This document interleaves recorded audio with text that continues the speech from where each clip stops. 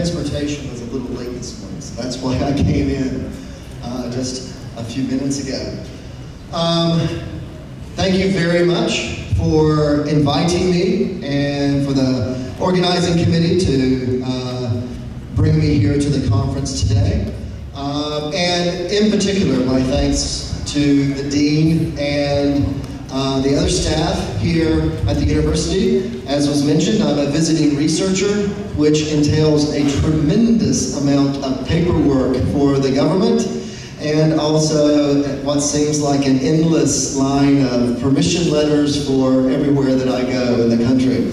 So thank you for your support, and also thank you for your patience. Today, I want to talk a little bit about language education in Indonesia, which is my particular area, but I also want to stray a bit into an area of identity, to hopefully talk about something that would be more interesting to a broader audience. As was mentioned, my home at university is Soka University, which is in Tokyo, Japan. There I am the chair of a master's in TESOL program. TESOL is Teach English to Speakers of Other Languages. Approximately 20% of our graduate students are Japanese. The rest are international students from all over Asia. We have a couple of students from Indonesia, from Singapore, other Asian countries, as well as the United States, the UK, Russia, different countries like that. So my background is not so much a sociologist, but more of a language educator and also a language teacher. I actually started my career in Asia in 1989 rather than 98. So I'm approaching 30 years of teaching experience, and I don't feel that old at all. But after teaching English for a number of years, the university asked me to begin working with teachers, and I've been doing that for the last 25 years or so. Also, I am a visiting researcher here.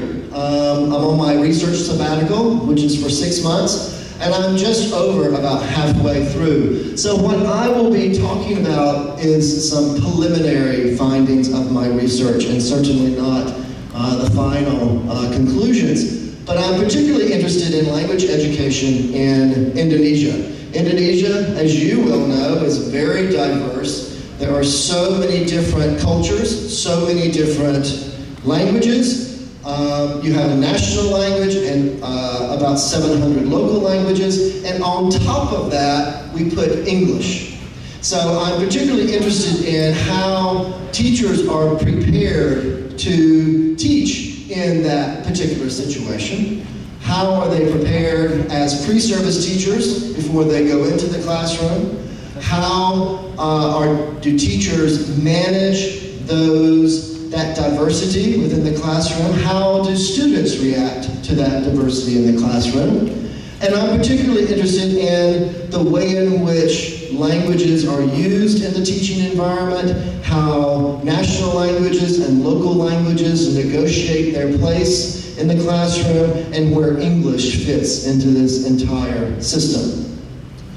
So this is where I want to connect the language learning classroom to a sense of identity as who our learners are, how we value their L1, their first language, and also how we value their culture. How language use and language education relates to the social positioning of self and the other, how we negotiate our identity and how we are seen and how others see us in a social context related to language and to language education. So again, I want to throw a couple of quotes on the board and talk about the intersection of language, identity, and society. So this is a particularly interesting quote that I've come across. It says, "The value ascribed to speech cannot be understood apart from the person who speaks." So language is not static. Language is not independent. It is an integral part of the speaker and how they speak to someone else, who they are speaking to, and how they are perceived. And the person who speaks cannot be understood apart from the larger networks of social relationships. So for myself, when I'm speaking Japanese, for example, the Japanese that I speak is quite different based on who I am speaking to, their particular status, our level of formality, and how I want to, in some ways, manipulate the way in which I am perceived by others. In some cases, when we have multiple languages at work, then the process becomes even more complex. When I have spoken to some of my colleagues who, for example, one woman is Japanese. She says that in meetings, she actually prefers meetings to be held in English because she feels much more free to speak directly and more openly to her superiors in English than in Japanese. Yet on the other hand, I have other colleagues who are of Japanese descent, but they are Americans. And when they come and they teach in Japan, they look Japanese, but they often try not to use Japanese because if they use Japanese too much, then they are expected to also follow all these social norms and expectations of Japanese, which is quite different than those for us Americans. So again, not only one language, but multiple languages, and how those languages interact with our social relationships. So we negotiate and renegotiate our sense of self in relationship to our larger social world. And language is only one part of a number of variables that other speakers will be speaking about at the conference. And the one that I would like to speak about today, of course, is language.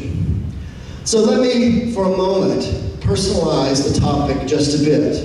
Think about your linguistic background. What languages do you speak? Now, when I first began doing my research, when I first came a few months ago, I have a very good friend of mine here in Indonesia. And I asked him, what is your dominant language? That was one of the questions that I'm interested in when I speak to teachers, when I'm speaking to principals and headmasters, etc. And he responded that his dominant language was Bahasa Indonesia. But I knew that was not the case because I knew him very closely. So I realized very quickly I was asking the wrong question. So the question that I should have been asking was, which language do you most often use in your social communication with family, with friends, within your community? Which language do you feel most comfortable with? It's like, oh, yes, not Bahasa Indonesia. It was a local language from his province. So very quickly, it's not the dominant language, but also which language do you use most frequently in your social communications, and which language do you feel most comfortable with? He also speaks Bahasa Indonesia, but he also, because he is not from Jakarta, he is always seen as the other. Because of his accent, because of the way he speaks Bahasa Indonesia, people identify him, and he identifies himself as someone from outside Jakarta. So take a moment and think of those complexities with your own linguistic background. Whatever language you speak, whatever language you're most comfortable with, etc. And then we move on to the second question, how does that language, or how do those languages interact to define who you are and your identity? Think about that for just a moment. Let me make it a little bit more personal on my own part. Now, I've been speaking to you for about 10 minutes or so, and you know already, possibly, I'm not sure, because of the introduction, that I am American, even though I live in Japan. Can anyone, by listening to my English, my dialect, can you place where in the United States I am from? Any ideas? Anyone from North America? If there's anyone from North America, they can pick it up really quickly. Anyone want to hazard a guess? No? Okay. I teach a course in social linguistics at my university for my graduate students. And oftentimes, my students from Asia or outside of North America, they have a lot of difficulty placing my accent within the United States. But if there's a student from North America or a student who spent a lot of time in North America, they can very quickly identify my accent and my dialect. So if you look at a map of dialects of the United States, it's quite complex. I often use this map when I'm talking with non-native teachers of English who often think that, oh, but you need to be a native speaker of English to teach English effectively. Well, what does a native American English speaker sound like? Because there are so many of us. If you look at the saying diagram of the UK or Australia, you will also see as much complexity. My home is from this little area right there. So that's where I identify my particular accent. So again, if there's an American student in the classroom, she or he will quickly say, oh, you have a Southern accent. I grew up in the Southeast, so I have a Southern accent. But then I ask that same student, what is the common perception of society for those who speak with a Southern accent?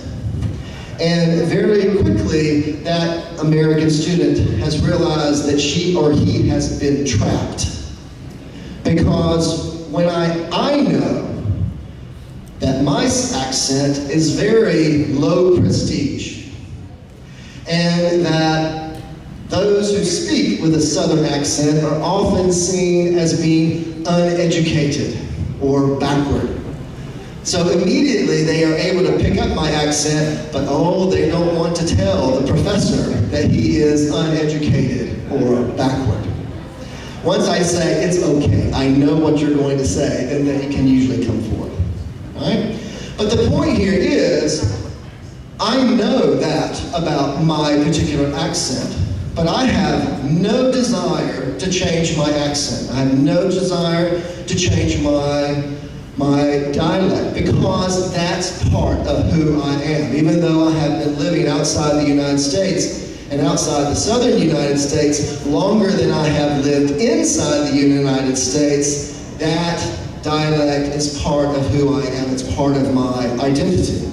Hopefully, I have a range of linguistic repertoire that I can use when I'm giving a presentation, when I'm drinking beers with my friends, or if I am speaking to colleagues. So I don't always sound backward and uneducated.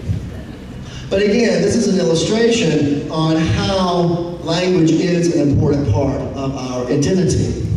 Now, the focus of my research has been, how are teachers prepared for and how do they teach English in this diverse linguistic landscape?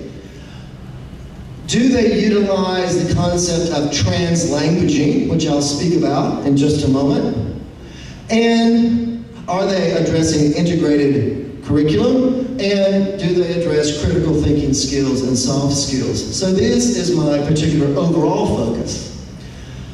My methodology includes interviewing current pre-service language teachers, students, many of you, maybe some here, at least one I know that I met this morning, teacher educators, students who have graduated or practicing teachers in the classroom, their principals and headmasters, and I'm doing interviews, class observations, document analysis, and online survey in Bahasa Indonesia. So far, my goal in Indonesia, there are 7 regions.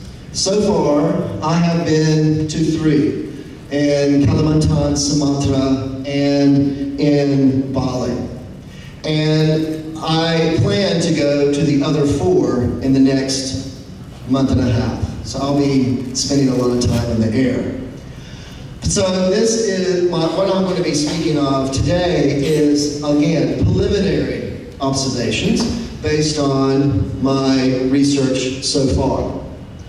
So far, I have interviewed 57 language teachers, 38 pre-service teaching students, 17 teacher educators, 19 school leaders. I've visited 17 schools. Unfortunately, because it's been during the summer holidays, I haven't been able to do as many classroom observations. I'm going to hope that goes up now that class is back in session.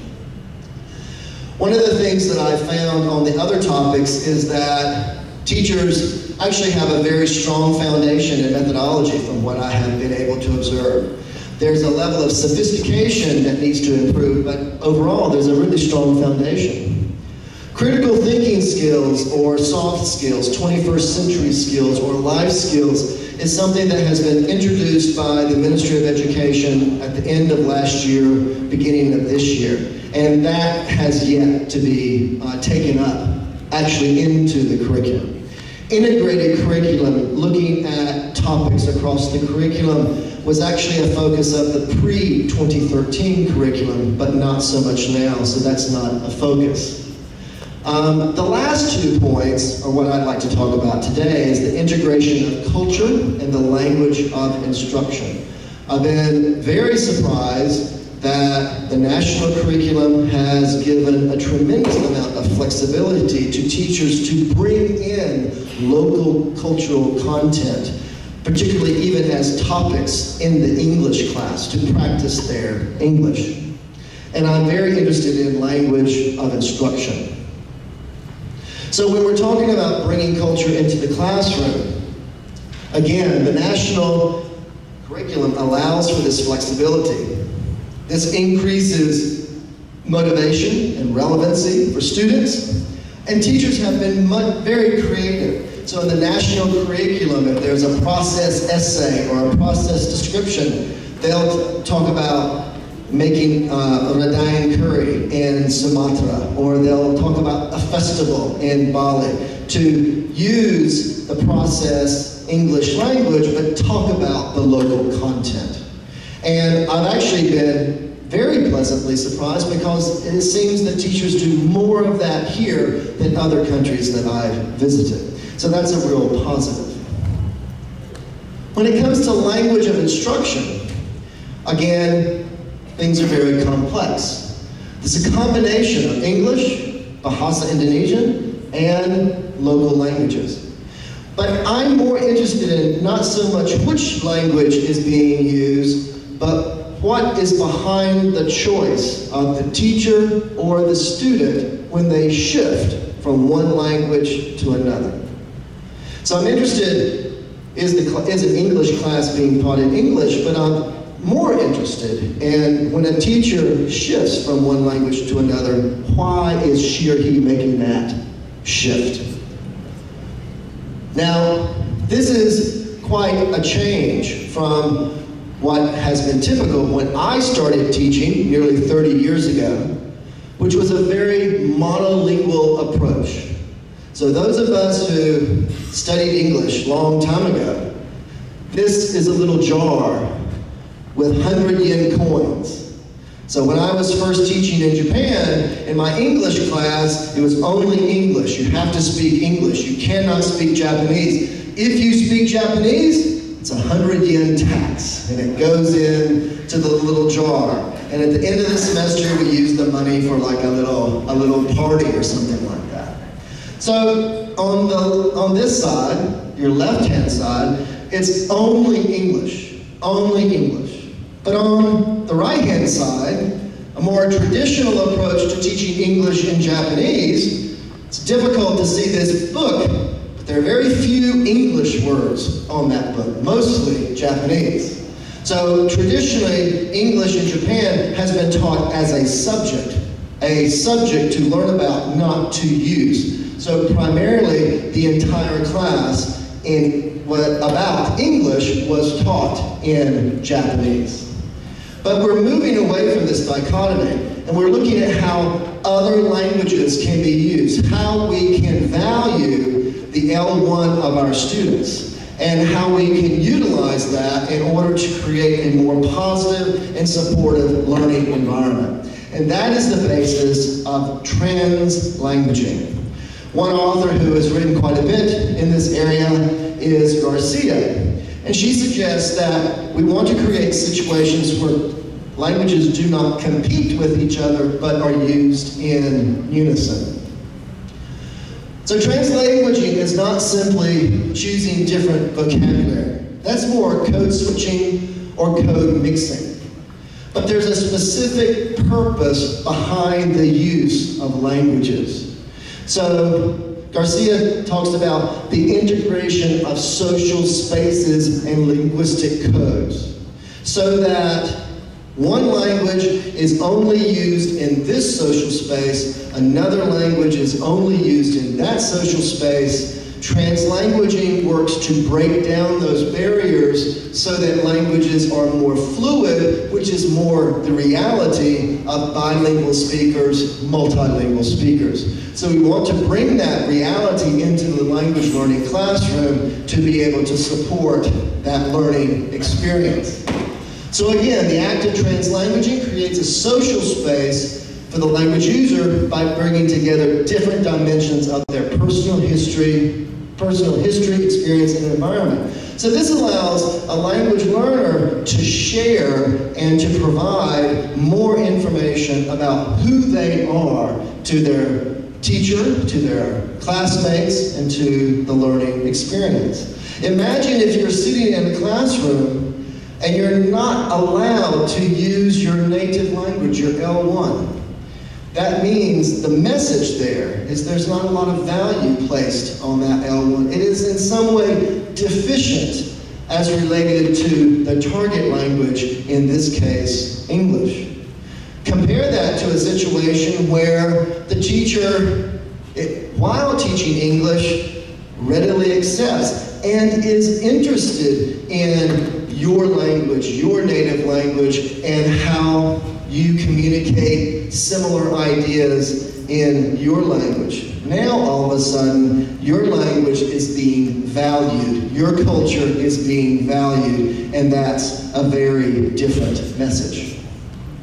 So translanguage approach respects the social spaces of named languages. There are different roles for languages in Indonesian society based on formality, based on different uses. But what is important is teaching is the access of the linguistic repertoire of an individual learner. Not to limit the learner linguistically, but to open up the freedom for that learner to use a variety of languages.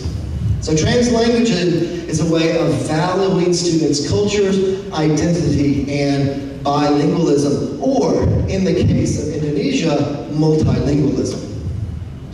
So when we shift this to a pedagogy, how we can use this and implement this in the classroom, this allows learners to leverage their entire repertoire for making meaning and communicating. So borders between appropriate social spaces are broken down.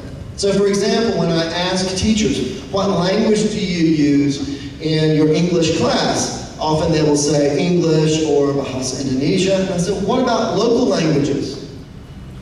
Not local languages. Local languages are for outside. This is a formal education environment, Bahasa Indonesia. Students learn local languages at home. They can speak local languages with their friends, but not in class, not to the teacher. There's a very clear social space that is defined for Bahasa Indonesia and local languages, right? Translanguaging begins to break down those rigid barriers between languages. So again, when teachers shift from English, almost all teachers will say, I teach in English. And one of the things that I'm not able to do yet is actually do the observations to actually check to see how much they actually teach in English. But they will say they teach in English and they will shift to Bahasa Indonesia. particularly if students don't understand, if they need to provide more direct instruction, or if it's simply convenience. I can explain directions more quickly in Bahasa Indonesia and I can get the class moving faster. When asked about English and Bahasa Indonesia versus the local languages, local language may be used as a joke to build rapport with students or not at all. But again, oftentimes teachers say local language is not appropriate for the language, for the academic classroom. There's that social barrier.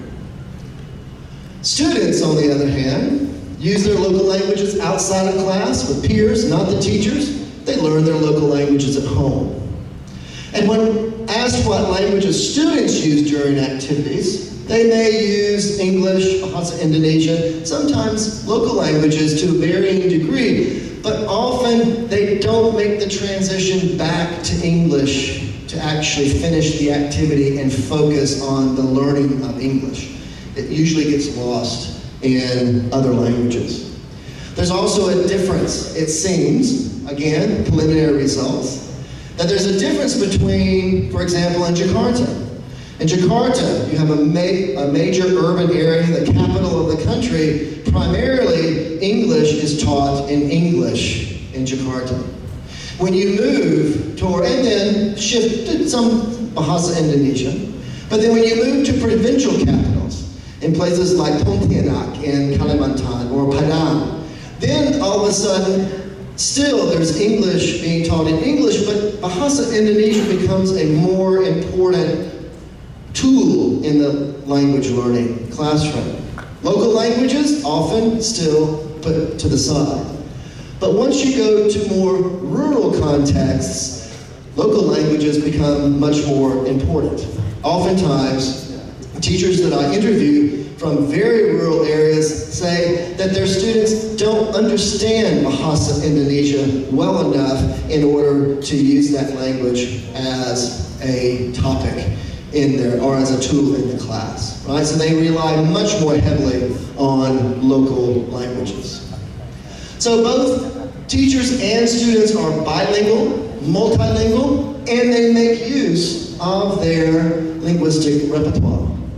And Bahasa Indonesia plays an important role in Indonesian society.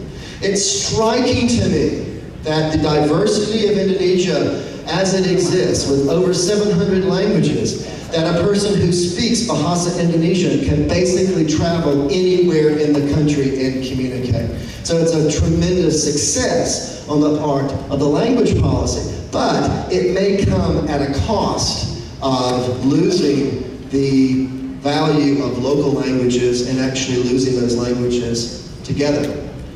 Teachers, by following the national curriculum that dictates Bahasa Indonesia is the language of instruction, may not see a place for local languages in the language classroom.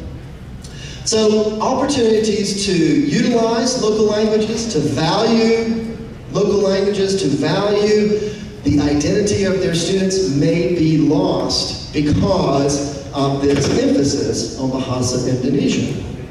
So this impacts, or could impact, the identity of individual students. This is not part of my research, but it has become a question that comes up. I think if teachers actually had more of an awareness of the ability to utilize local languages, that they would be more receptive to the idea. So again, teachers already have the linguistic tools necessary to be much more multilingual in their approach to providing educational instructions. However, they are limited by external forces such as the curriculum. Teachers in other Asian countries, just like in Indonesia, are constricted by national exams and external forces that dictate some of the approaches that they take in the classroom. Yet different countries take different approaches. One of my students just did a research project on the Philippines. And ironically, you have Indonesia and the Philippines, which are both nations made up of dispersed islands. They are both nations that have a tremendous variation of ethnicity, culture, and language. Both of them have a national language that is not indigenous to the country, and they approach this in a very different way. Here in Indonesia, the focus is on Bahasa Indonesia. In the Philippines, they've shifted, and now they are focusing on integrating mother tongue instruction at different aspects of their curriculum, with mixed results. So that's another chapter and another paper and another conference. So there remain opportunities for detailed investigation. What is the impact of language instruction, of the language of instruction? What is the impact on student identity as it relates to the language of instruction? So, international comparative studies of curricular influences based on language of instruction and pedagogy related to trans languages. So, unfortunately, I'm leaving you with many more questions this morning than I am answers. But hopefully, over the next 6 months, or maybe 3 more months, I will have come to a few more conclusions rather than just observations. But thank you very much for your attention.